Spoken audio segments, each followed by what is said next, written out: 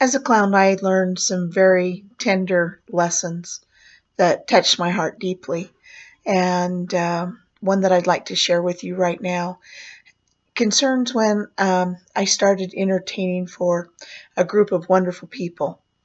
And I entertained this particular group for many years and have many sweet and fond memories of just how much fun it was.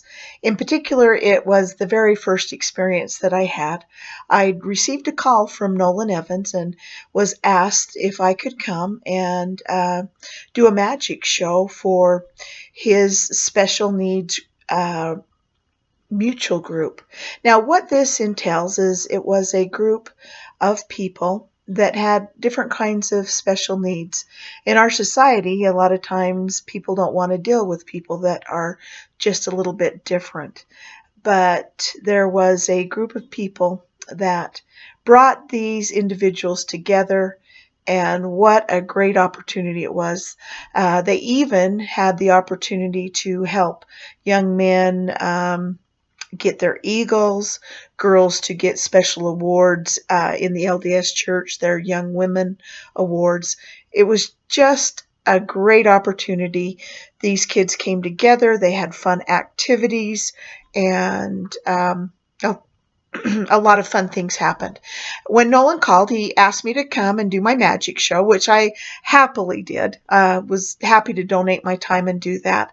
And he told me where the location was, and the arrangements were made. Now, I didn't bring anyone with me because I wasn't getting paid. And if I wasn't getting paid, then that meant that I couldn't hire someone to help me carry everything in. But Nolan assured me everything would be fine. Just show up and there'd be people there to help.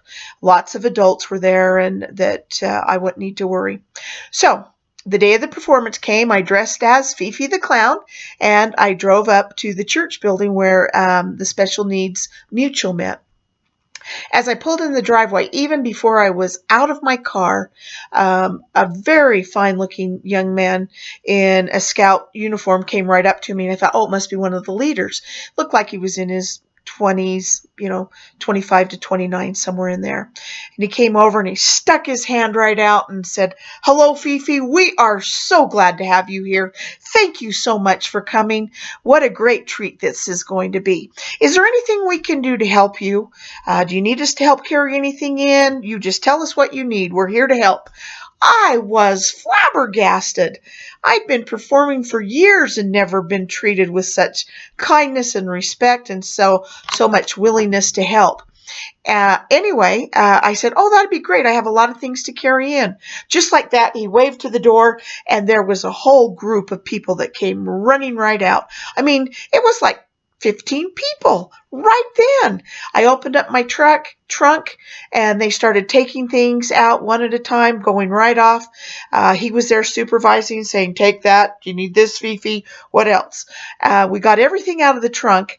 In the back seat, I always carried my animals in a kennel because I didn't want the audience to know that magic animals would be appearing.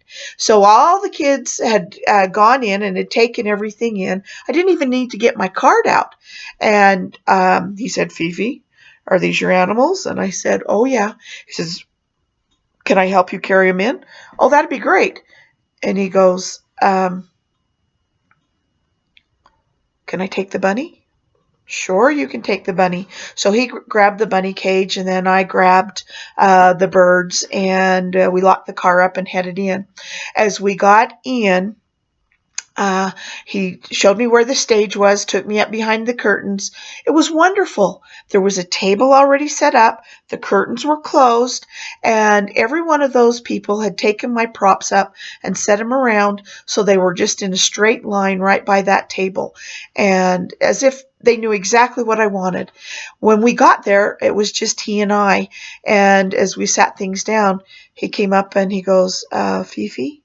I go, "Yeah." He goes, "Would it be okay if I held that bunny?" I'm like, "Well, sure." We had plenty of time. I still had about 20, 30 minutes before the show was supposed to start. So I opened up the kennel, and he so tenderly held that bunny. He held him so gently and so sweetly to his chest. And then he looked up, and with like almost little tears in his eyes, he said, "Fifi, may I kiss your bunny?" He leaned down after I said yes and gave that little bunny the most gentle, loving kiss on his little head right in between his ears. Just then, Nolan came up the stairs.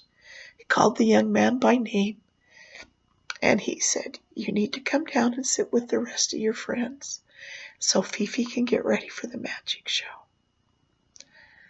That's when I learned a lesson. Special.